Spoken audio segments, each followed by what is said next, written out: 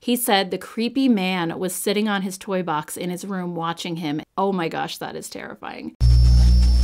Hey everyone, thank you so much for being here. Today I'm going to be sharing your true ghost stories, and I'm also going to be throwing in a couple of my own as well. And you know, it's in honor of spooky season. It's the perfect time of year to share some spooky stories, and I have gotten so many requests to do another video like this. I did one, I think it was 2 years ago now, and ever since I did that one, I've gotten requests to bring this back. So I asked over on my community tab, I got a ton of responses, so unfortunately I don't think I'm gonna get to every single story, but I'm just gonna read as many as I can that'll fit into me doing my makeup. And like I said, I'll be sharing some of my own experiences as well. So if that sounds good, let's go ahead and jump right into it. So before we start, I just want to let you know that I'll be linking all of the makeup that I'm using down in the description box. I just don't want to interrupt the flow of the video by talking about the makeup that I'm using. That way we can just kind of focus on the stories. So let's start with the first story. It says, when I was younger, we lived in a rented house. It was an old Victorian styled home. I was 8 months pregnant and had a 3-year-old son. At first, my son Daniel would come into my bed each night, which was normal, but one night he said the creepy man was sitting on his toy box in his room watching him, and he was scared. And then he said it followed him and was watching us through the door. Oh my gosh, that is terrifying. We put the blankets over our head. One day, Dave, their dad, was in the kitchen with friends, and I overheard him telling them how he woke up in a cold sweat and saw a face looking back at him from the fireplace. There were fireplaces in all of the rooms, but they were unused. He said that it scared the heck out of him, and he wasn't one to believe in these things. After hearing that, along with Daniel's stories, I was on edge all the time. Yeah, I would be too, for sure. It felt like someone was behind me walking down the hall. It was just a bad feeling. Even my mom felt off when visiting and would say a prayer. She said the light never reached the corners, which was true. It was just dark everywhere, but it didn't look like that when we first viewed the house. After I had the baby, I was sitting on the couch feeding him, and Daniel came in from playing.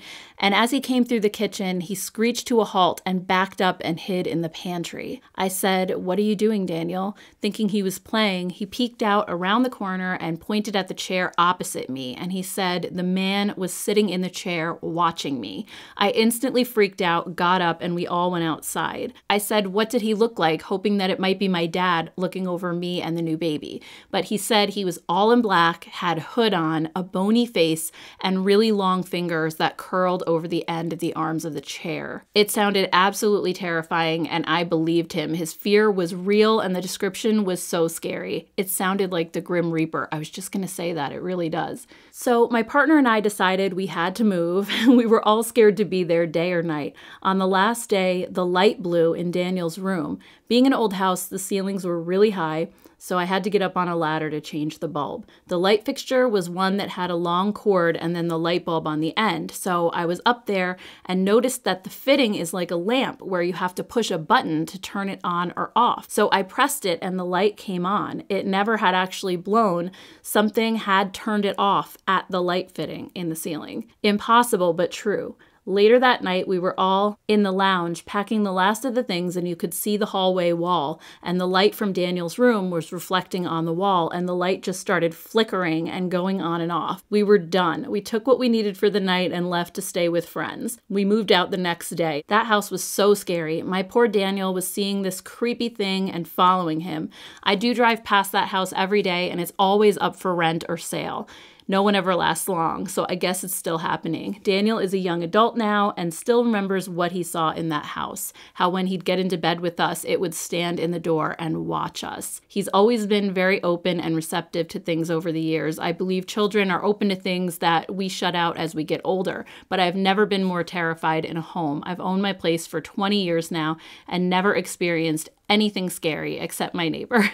And it's an older style house too, but always listen to your kids, as not everything is an invisible friend. I still have anxiety writing about that place. I hope you read my story, as I'd love to hear other people's perspectives on it or what they think it could have been.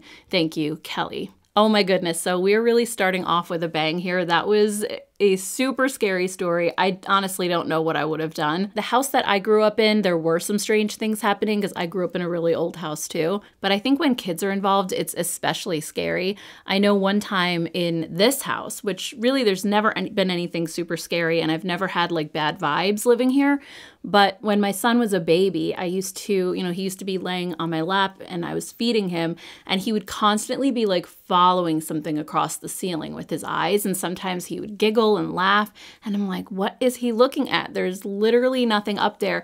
In our living room, we have cathedral ceilings. And so, the ceiling is way up there. And he would just be like looking and just having the best time. I don't know what he was looking at, but it used to freak me out. And when he got a little bit older and he could talk, he kept talking about an elephant that was up there. I have no idea if it was just his imagination, but there was one time when I was feeding him in the kitchen and he was sitting in his high chair and he kept kind of looking past me, and my husband was away on a business trip, and I was like, what is he looking at? There's nothing behind me but the kitchen. And all of a sudden he just like broke out into a grin and was like smiling and waving at something or someone. And I mean, I guess the comforting thing was he was having fun. He wasn't scared. So if it was anybody, it was friendly, maybe one of my grandparents or something, who knows? But going back to this story, I don't know what I would do if my son told me that he saw something like what Daniel saw. That is just terrifying. Okay, so the next story says, I was working the night shift in a nursing home. Now, this facility didn't have a strict dress code for the nurses and aides. Any color scrubs were fine. I had just started my 4 a.m. checks in the hall, and I was walking back toward the nurses' station. As I passed this one lady's room, I caught a flash of movement out of the corner of my eye. It's hard to describe. It was like a flash of white from the knees down, or someone wearing white that was just walking up toward the head of her bed. I took a couple of steps past her door and stopped. Who was in this woman's room at 4:45 a.m.? Was I seeing things? I turned around and went into her room, but there was no one there. I looked in her bathroom, no one. I went and checked all of the residents' rooms that were close to hers. Everyone was in bed, sound asleep. I thought that maybe another aide, the only one of us working that night who was wearing white pants, was pulling a joke on me. So I went to her hall and I asked her if she had just been up in my hall, and she swore she hadn't been. I still thought she was pulling a prank on me, so I went to the nurses' station, which was situated at the beginning of my hall with a clear view down my hall, and asked if she had seen this aide up in my hall. The nurse had been sitting there all night doing her charting, and she said she hadn't seen anyone. I told her what was going on, and she walked down my hall with me to help check out all of the residents' rooms. Nothing. The next night when I went in, this nurse immediately pulled me aside. She had this expression on her face like shock. She told me that this woman had passed away at 8 a.m. that morning. Now, this woman was elderly, of course, and had some health issues, but she hadn't been outright unwell in the days leading up to her passing. Everyone was actually shocked that she had passed. My chin about hit the floor, and this nurse and I just looked at each other, neither of us knowing what to say. Finally, I broke the silence and asked her what in the world was it that I had seen in this woman's room just a few hours before she had passed. She just shook her head and said she's been a nurse for nearly 30 years and never experienced anything like this. She said she believed I had caught a glimpse of an angel that had come to guide this woman home. To this day, if I run into this nurse in public, she will still bring up the subject to me. It just gobsmacked both of us. And she said that she truly feels like she saw something otherworldly that morning, and that was from Deirdre. That's amazing, but honestly, what else could it have been that you saw? I mean, you clearly saw something, especially going out of your way to go and look through the room and make sure nobody else was in there. I mean, I feel like you really must have seen something to go through the trouble of searching. So that's really incredible. All right, the next story says, "Hi Jen, my name is Dee and I have a spooky true story to share with you. When I was about 7 years old, I had a frightening encounter with the unexplained. I was awakened in the middle of the night by a whispering voice. When I opened my eyes, the whitish, not transparent, but featureless face of what I believed to be a man was kneeling by my bed, looking into my face. He was whispering, 'Come with me.' He repeated this request at least 2 more times before I realized this was definitely not a normal circumstance and I was looking at something or someone that was not of this world." Oh my gosh. I let out a terrified scream, the figure vanished, and my father came running into the bedroom to check on me. I was so terrified. cried. I was sobbing uncontrollably as I explained to him that a man had been kneeling by my bed and was trying to get me to go somewhere with him. My father tried to console me, saying I was just having a nightmare and nobody was going to hurt me. All parents do that. So annoying. I begged him not to leave me, and he sat right there and held my hand until I went back to sleep. End of story, right? Just a childhood nightmare? Not exactly. Just a few years later, my parents had done some remodeling to our home, and the bedroom that had once been mine, yes, the same room that I had experienced the terrifying apparition, had become my parents' bedroom, and I was in a different room. My father's job was one in which he often worked out of town. There were times he would be gone during the week, but then home on the weekends. One night, in the middle of the night, I was awakened again, not by a nightmare, but by my mother's scream. I called out to my mother, scared out of my wits, and asked her what was wrong. She said, "Nothing. I just woke up and I thought I saw someone in here." I said, "Mom, I'm scared," to which she replied, "It's okay. Just go back to sleep." The next day, I asked my mom what she had saw, keeping in the back of my mind what I had experienced just a few years prior in that same room. My mother explained she had been awakened from sleep and a man's face, whitish, not transparent, had been staring into her face. She thought at first that my father had come home early from out of town and thought it was him, but quickly realized that it was not him, and when she screamed, the apparition vanished. For me, this was proof positive that what I had experienced just a few years earlier was definitely not a nightmare. I had been adamant that night that I was fully awake, hence me begging my father to stay with me. I have no idea who or what the apparition was. I did learn years later that the previous owner of our home, before my parents purchased it, had passed away in the home, but I know absolutely nothing about that person, so I don't know. I've had several other frightening, unexplained incidents over the years since that time, but this is one of the earliest that I remember. I hope you found this interesting. It is 100% true. Sincerely, D. Yeah, I was just gonna say, did anything else happen in the house? Because that's a crazy, like, seeing an apparition, that's something that I've never personally experienced, but I would have to imagine if that's happening, there must have been more and, you know, other things that happened too. I know in the house that I grew up in, I used to constantly see dark shadows kind of going out of the corner of my eye, but I never actually saw a full apparition. And for some reason, it would always be in the hallway of my parents' house. So we lived in like a center hall colonial style house. So, you know, you walk in the front door, it's a hallway that goes straight back to the kitchen, and the steps go up like on your right-hand side, and on the left is the living room. So I'd often be sitting in the living room and I would just see, like, out of the corner of my eye walking down the hallway, it was like a dark shadow or something. And I would often think to myself, oh, it's just like a family member, but when I would turn and look, there was nobody there. And other members of my family have told me that they had seen the same thing. So I know, like, it wasn't just my eyes. Other people had experienced that as well. Not to mention, my cat was terrified of the hallway. My cat always spent a lot of time upstairs in our bedrooms. And this was especially true if we had company over, because he was just shy around people he didn't know very well. So he would always take off and run upstairs if anybody showed up at our house. And there were times when he had to come down because his litter box and his food was in the kitchen, like in the far side of the kitchen by where the laundry room is. So the absolute quickest way for him to get to his stuff would be to come down the stairs and go down the hallway, which leads right into the kitchen, but he would never do that. He would cross the hallway and then go into the living room, then go into the dining room. He'd make a full circle all the way around the house just to get to the kitchen instead of just going down the hallway.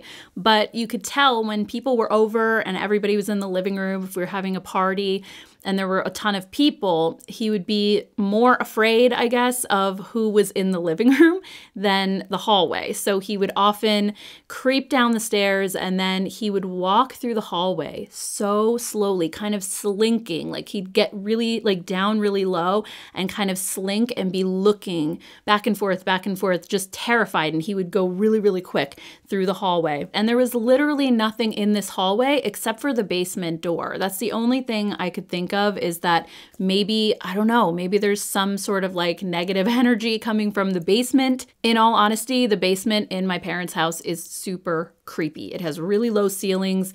It's one of those old stone foundations, and it's just so dark down there. I always felt like it looked like something out of a horror movie. So I tried to never go down there if I didn't have to. But yeah, there was always something a little bit off about that hallway for some reason, but I never saw any full apparitions or anything like that. All right, let's move on to the next story. So this one says, a few years ago, my husband and I visited the Grand Canyon. Always wanted to go there. Originally, we planned on lodging at one of the modest hotels within the park, but when we checked in, we got an upgrade to stay at the historic El Tovar Hotel, and even better, in the presidential suite. That is amazing. The suite was so nice, except it had 2 beds instead of just 1. Eventually, we settled down and got into our respective beds. My husband quickly fell asleep, but I had trouble dozing off. I finally fell asleep on my stomach, with my right arm sort of dangling off the side of the bed. I then felt someone or something holding down this arm with a considerable force, and a male voice angrily whispering in my ear, "Shut up." I immediately jolted up and jumped into my husband's bed. I've never experienced sleep disturbances like this before. For the rest of our stay, I slept with the TV on. Oh my gosh, terrifying, especially knowing that your husband wasn't actually in the bed with you, so there's no way it could have been him doing that. That is so scary, especially when you're asleep, you know, to wake up to something like that. It has to be even more terrifying in the middle of the night. I know my husband and I, we love to stay at this really old, beautiful hotel in Portsmouth, New Hampshire called Wentworth by the Sea. And the first time we went there was years ago, back in 2011. And it was before my son was born, so it was just the 2 of us. And just for some background, this hotel is extremely old. It has a very long history. It's absolutely beautiful. It's way up on this cliff overlooking the ocean. It's gorgeous. But over the years, it eventually became abandoned and fell into disrepair, and for decades, there was nobody there. There was like this chain link fence around it. They actually filmed a horror movie there.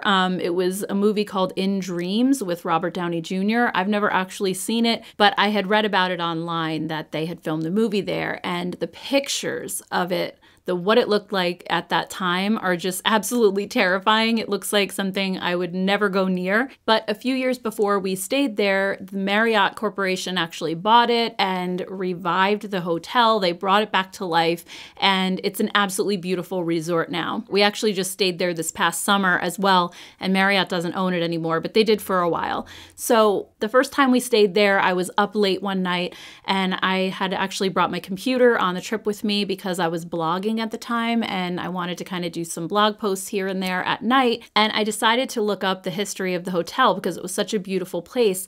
And I found out about it being abandoned, and there were also some rumors of ghost stories and, you know, people coming out of their room and seeing like a figure down at the end of the hall. And I started getting kind of creeped out a little bit, but not too bad. And at this point, my husband was asleep in the bed. I'm still up on my computer, and I start hearing noise up above me, and it sounds like footsteps, like heavy footsteps walking on the ceiling. And I was like, this person upstairs is so annoying. It was the middle of the night. It was like 1 o'clock in the morning. And I'm like, who is stomping with these heavy footsteps up there? It sounded like they were wearing boots. But eventually it stopped, and I ended up just going to sleep. The next morning, we came out of the hotel, and, you know, we were walking out to go out for the day.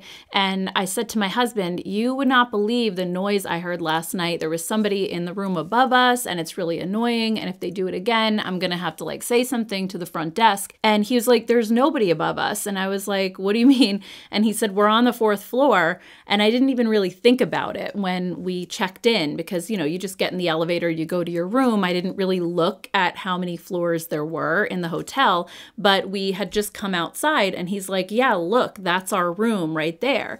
And I realized that, yeah, there is nobody above us. It's just the roof. And so who was stomping on the roof at 1 o'clock in the morning or whenever that was?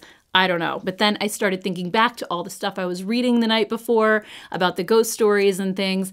And then the following night, I could not sleep at all. I had to leave the light on in the bathroom, and my husband kept laughing at me, and he's like, "You're being ridiculous. There's nothing going on." He told me I probably heard someone like in a room next to us. I know what I heard. Like the ceiling was almost like vibrating from the weight of whoever was up there. So anyway, that's kind of my mildly creepy hotel story. Definitely not as scary as the one that I just read, but I will say we have stayed at the Wentworth Hotel multiple times since then, and I have never experienced anything like that. So I guess it was just a one-off thing. Let's read the next story. It says, during college, my boyfriend at the time and I were setting up our beds on the floor of my best friend's lounge to go to sleep. Everyone else had gone to bed. While moving about doing this, my eyes glanced past the landing and I saw a man in a top hat step down 2 steps into the lounge we were in and disappear. Oh my goodness, about 2 meters from us. I stopped, stared at the ground with my brain trying to make sense of what I just saw, and then I looked up at my boyfriend, and he looked a little confused, and I said, "You saw that too?" And he said, "Yeah, the dude in the top hat." And when I say we both simultaneously bolted to my best friend's room, oh man, we bolted. I would too. I mean, not only to see the man, but like to watch him disappear, that would be insane. And then somebody else saw it too. We piled into her bed. We slept with her that night. She wasn't too alarmed, but didn't say much, which I found odd. Maybe she didn't want to scare us with the confirmation of what had happened. We told her sister the next day and she said, "Oh, that's Jeffrey." Turns out he's been seen by multiple people. True story. I love when people are so nonchalant about these things, when they're just like, "Oh yeah, it's just this ghost, you know, no big deal." That would not be me. I would be out of there so fast. Let's see what the next story is. All right, this one says, to set the stage for this ghost story, we were in Cambridge, Maryland in 2008. We lived in a 1920s home and had also purchased an old Victorian to completely tear down to the studs and remodel. My husband worked back in Washington, D.C. during the week, and he would come in on the weekends. So what I would do during the week is go over to the Victorian, and I started on the 3rd floor, working my way down, ripping out the plaster and lathe to the studs, scooping stuff up and putting it in a chute out the window that went down into a dumpster. I did 3 stories of an almost 4,000 square foot home, 10 big dumpsters over a period of about 3 months. Oh my gosh, that's a lot of work. When I reached the ground floor, it was hot, humid summertime, and it was very quiet. I did not have music in my earbuds playing on this particular day. I was just wrapping up the day to go home. It was a really quiet neighborhood that had no activity during the day. A lot of older folks lived there. Right behind me, as if someone was standing about 2 feet away, a woman said, "My name is Alice." I swear, the hairs on the back of my neck, arms, and legs all stood up as I slowly turned around. Of course, nobody was there. I did not feel any negativity. I felt true peace and welcome. I decided it was the house itself because I had already researched the history of the house from the builder in 1849 to the present, and there was no Alice that had lived there. And because I finally cleared everything out, the house knew it was being saved. It was originally going to be torn down by the previous owner, and instead we saved it. When I researched the property, I learned that it was one of the most significant homes in this town, and I started the process to get it on the National Historic Register. I've always felt that the house somehow recognized that we bought it and saved it out of love for it and wanted me to know how truly grateful it was. That is such a cool story, not only that you were saving the house, but also that you heard that voice right behind you and there was nobody there. I'm so curious to know if you've seen or heard anything else since then, or if that was just kind of the one and only time it ever happened. And while it sounds scary to hear a voice like that, if you felt peace and you didn't feel any negativity, then I can imagine it wasn't the type of situation where you feel like I have to run right out of here, you know? Something similar happened to me once where I heard a voice, but it was the complete opposite type of situation. It was actually very negative and very scary. So I know I've mentioned kind of some things that have happened inside of my parents' house, but the outside was also pretty scary. So they live out in the country. They still live in the same house. And it's in New York State, but it's like upstate New York. So we're not near the city. It's not a super populated area. Like there are no actual stores in the town they live in. There's a post office and a fire station, and that's it. You have to go to the next town to get anything. So Like I said, it's way out in the country, like these dark, windy country roads, not a lot of street lights, just not a lot of light in general. And they don't have an attached garage. So the house is here and there's a long path and then the garage is over here. Now, if you're standing like in the driveway, looking at the house, looking down the path, you have the street on your right, and then on the left are woods, just dark woods. You can't see anything back there. And at night, they do have lights on the garage and on the house, but the problem is the light only goes so far. So there's this whole section in the middle that's just dark. And if you look toward the woods, it's just like this inky blackness. You can't see anything. And that always made me feel really uneasy, just not knowing what's over there. You can't even see like a few feet in front of you if you look toward the woods. And I think it looks even darker because you have the light from the house and the light from the garage that, you know, your eyes are kind of drawn to, but in comparison, the dark spots look extra dark. So when I was a kid, I was always with my parents. So if we went somewhere at night and we came home, we would be walking, you know, in a big group. We're a family of 6. So we'd be walking in a group from the garage to the house. So it didn't really bother me, but sometimes you'd hear like sticks breaking in the woods and, you know, my parents would say, oh, there's probably just an animal back there, like a deer or something. But when I got older, and especially when I first graduated from high school and I had my own car, I'd go places at night a lot, especially in the wintertime when it gets dark really early, and I would have to make my way from the garage to the house by myself. And I would always run. And my family used to joke all the time. My siblings would say, guess how you know Jen's home? Because you hear thumping on the porch, because I would literally run from the driveway to the house as fast as I could. And then when I jumped up onto the porch, there are like 3 steps that go up, and I would like clear them all because I was running so fast, and I would just pound my way to the front door and kind of like burst in because I didn't even want to look behind me. I don't know. It was just always this creeped out feeling that I had. So I will never forget this one night.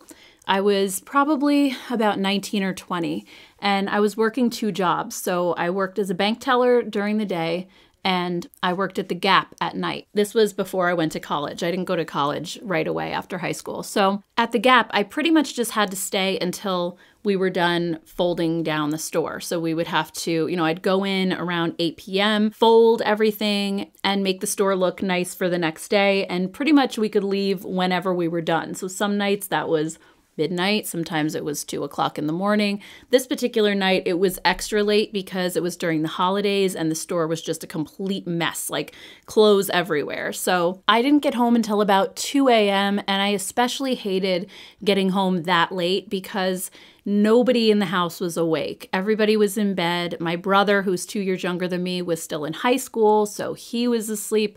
My parents, nobody really waited up for me at that point. Everybody had work and school and all of that. So I always felt like if something ever happened to me, no one would even know because they're all asleep. So this particular night, I get home, I get out of my car, I have my key out and ready, my house key, because I didn't want to stand on the porch and fumble with it. I got out of my car, locked it, and back then we didn't have the keyless entry, so I had to put the key in the lock and turn it. I walked to the edge of the driveway, like where the light kind of stopped, and I get ready to run.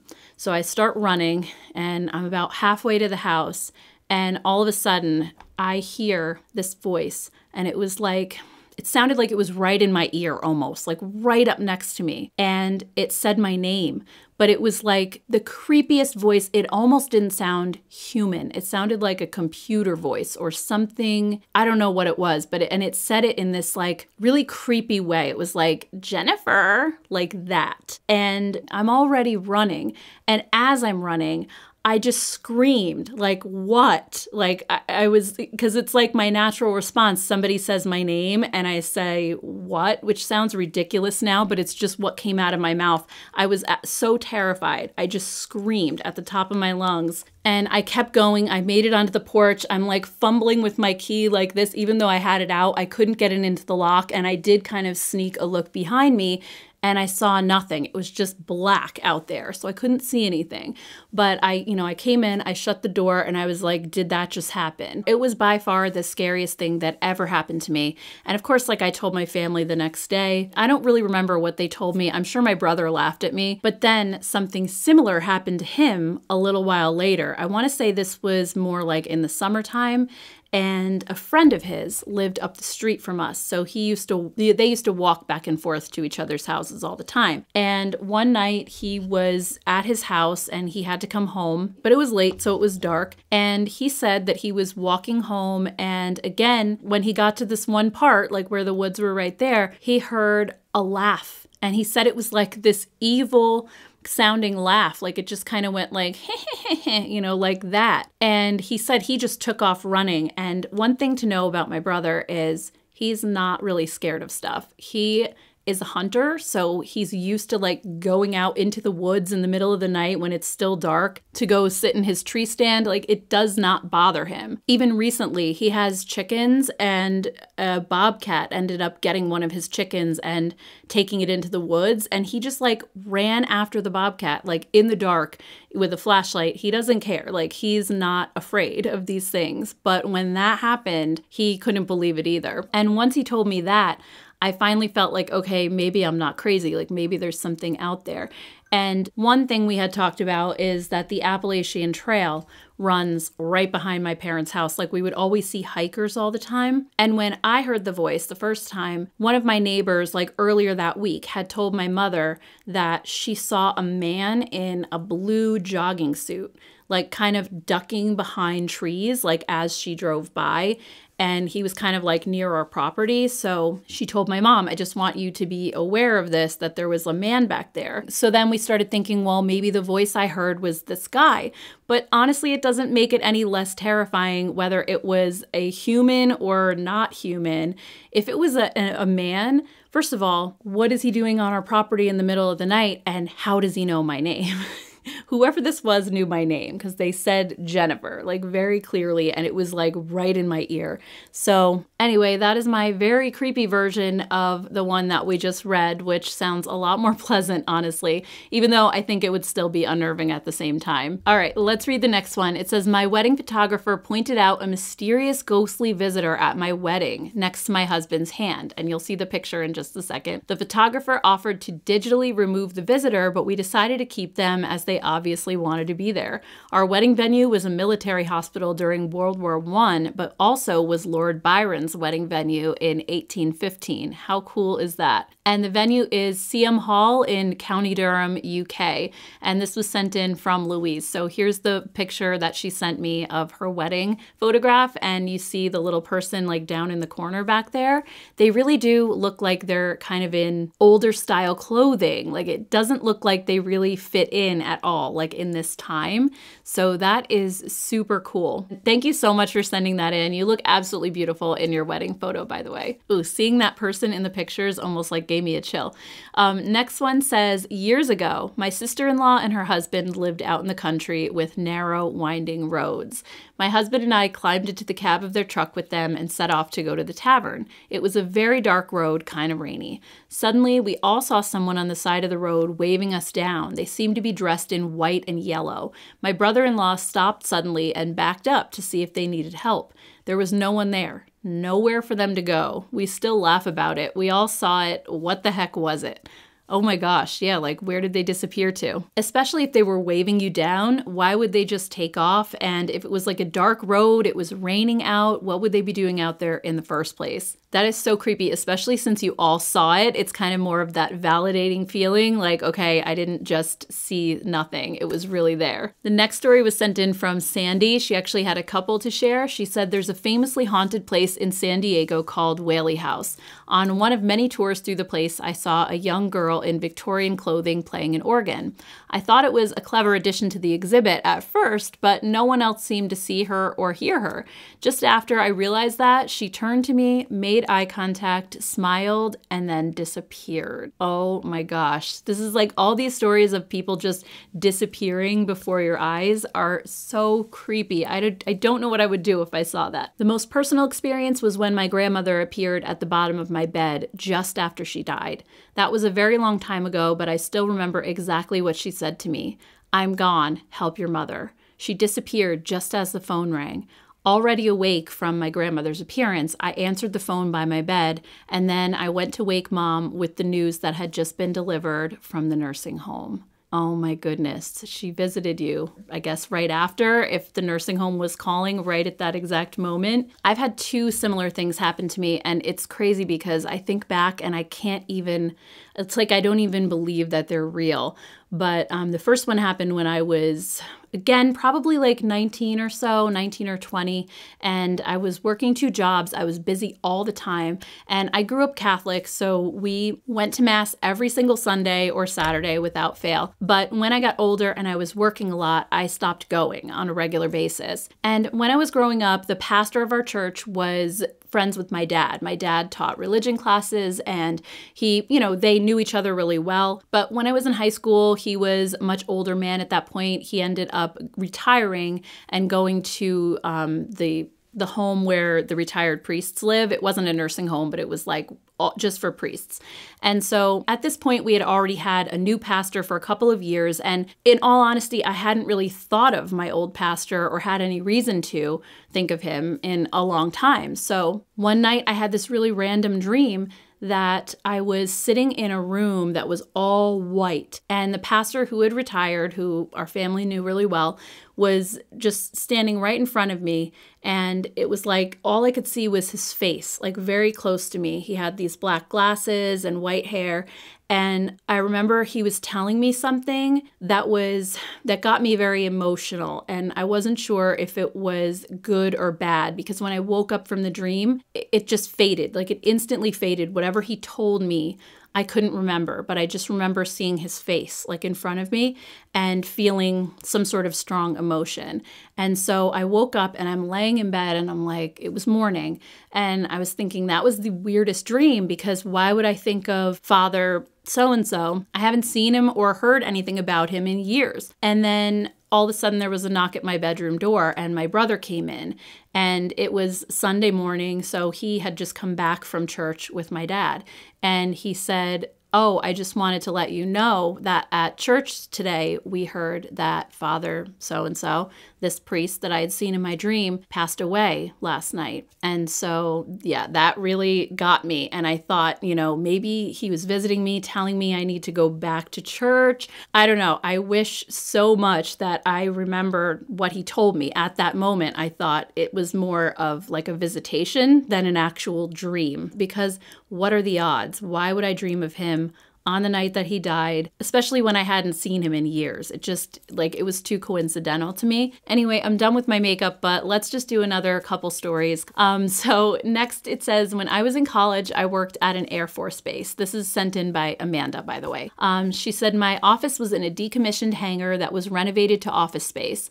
The building ended up being 3 stories, with my organization possessing the top 2 floors and 1 room on the first floor. Back in the day, the room on the first floor was used for classified material, so it was pretty well locked down.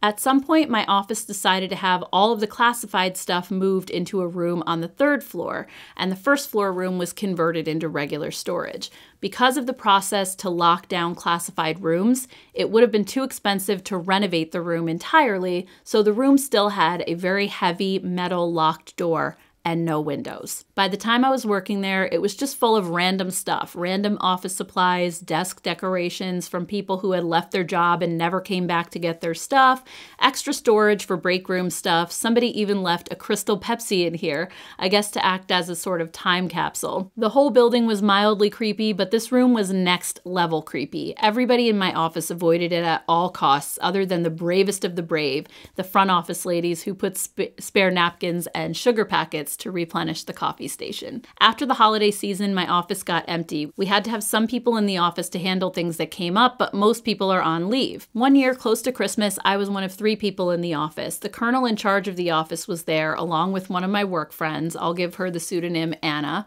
One morning, the colonel came around to the desks where Anna and I sat, and he asked us to go down to the first floor room and clear out the junk. She and I were a little apprehensive because of the stories we heard other people tell, but curiosity got in the way and we decided to take on this task.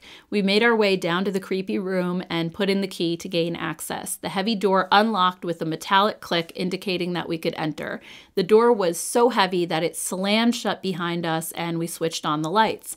After we had the lights on, we got to work dividing everything into keep and toss piles.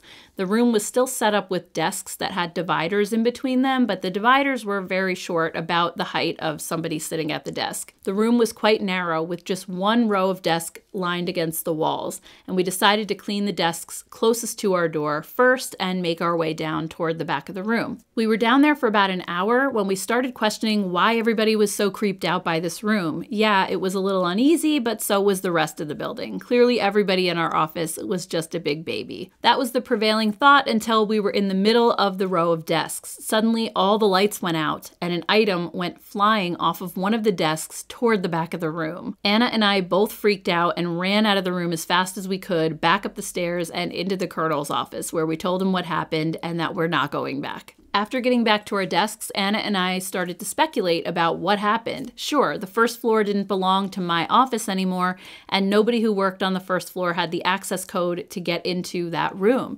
Even if somebody had been in the room, we certainly would have seen them with how the room was set up, and there was no way that somebody could come in without us hearing the lock disengage and the door slam.